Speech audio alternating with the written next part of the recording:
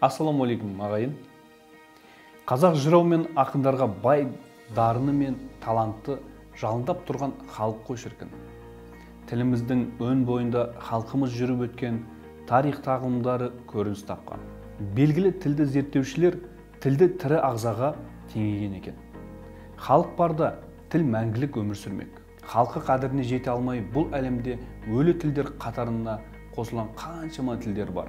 Қазақ тілі біздің қанымызда бүлкілдеп соғып тұрған жүрегіміз іспеттес. Тіл байлығы, тіл тазалығы ұлт қасиетінің, салт санасының негізге, өнеге, нағыз белгісі емес пе? Қазақ тілі өзінің таза түрінде бірнеше ғасыр біздің заманымызға дейін өткірлігімен бой балқытып, тамыр шымырлатып, жан жүйеңді жандыртып, құлақ құрышын қандыртып, ұғымына қонымды, жүрегіне тиімді, ерге, елге медет болып, ер намысын, ел намысын, адамгершілік арын қай майданда, қырғын соғыста қасиетті тудай жоғары көтеріп, текті сезім оятып, туғызып, адам тілі, жағдайдың көмейіне құм құйып, аузын аштырмай, үнін шығармай қоятын тіл болған емес пе еді?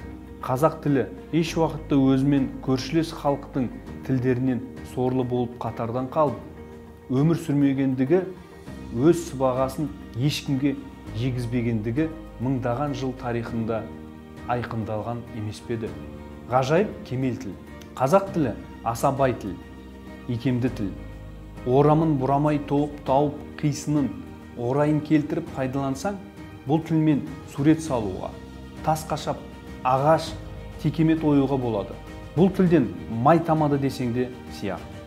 Халықтың тіліне, жырына құлақ салсаң, небір алуан шекер бал татитын нәріне, әрине, әсте тоймайсың.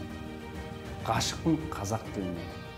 Осындай майса сұлу тілді қалай өгейсінуге болады, деп Қазақтан шыққан хас батыр Бауыржан Момышұлы таңданысын осылай білдірген екен. Тілдің терең сырын жанымен сезініп, ұлтының тілін осылай ұлықтамақ керек екен ау. Тілде халықтың бүкіл болмысы, рухы, ішкі жан дүниесі көрініс табады деп жатады. Қазақтың тілінен қазақ халқының қаншалықты кемеңгер халық екендігін аңғаруға болады. Дауға салса алмастай қаған, сезімге салса қырандай қылған, ойға салса қорғасындай балқыған, өмірдің кез келген орайында әрі қару, әрі қалқан болған, әрі байырғы, әрі мәңгі жас отты да ойнақы ана тілінен артық қазақ үшін бұл дүниеде қымбат не бар екен?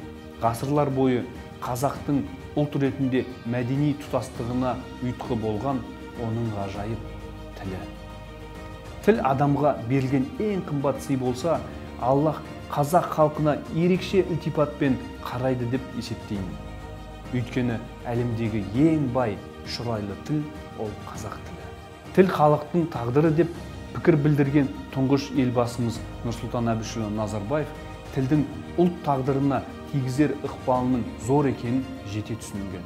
Ұлттық құндылығымызды сақтайтын болсақ, тілімізді терең меңгерейік. Өзге ұлтты тамсандыратындай тіліміздің терең сырын сезіне білейік ағайын.